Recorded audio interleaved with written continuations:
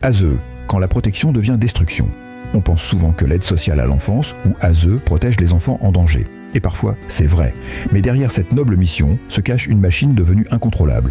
Tout commence avec la DAS, créée dans les années 1960 pour prendre soin des enfants en détresse. Elle devient l'ASE, et c'est là que tout bascule. Aujourd'hui, on ne parle plus de protection ponctuelle, mais d'un véritable système d'État. En 2024, ce sont près de 400 000 enfants qui sont concernés par un placement ou un suivi. Et plus de 200 000 sont arrachés à leur famille pour être placés en foyer ou en famille d'accueil. Vous avez bien entendu, des centaines de milliards d'enfants, des milliards d'euros, près de 10 milliards d'euros de budget chaque année. C'est plus que celui de certaines grandes administrations françaises. Et l'argent coule, pendant que les parents, eux, s'effondrent. Car dans les faits, trop d'enfants sont placés sans justification solide. Des familles entières sont brisées sur la base de rapports flous, de signalements abusifs ou d'un simple risque de danger.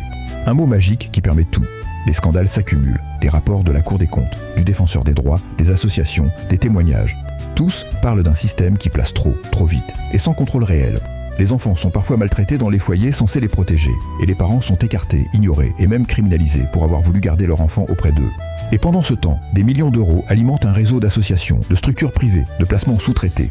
Où est l'intérêt de l'enfant dans tout ça ? Ce message est pour vous, les parents en détresse. Ceux qu'on ne montre jamais, ceux qui pleurent seuls, ceux qu'on traite comme des dangers alors qu'ils demandent juste de l'aide. Le système est censé protéger, il détruit. Si vous écoutez ces mots, alors merci de faire entendre nos voix. On compte sur vous. C'était Loisé Chandelle.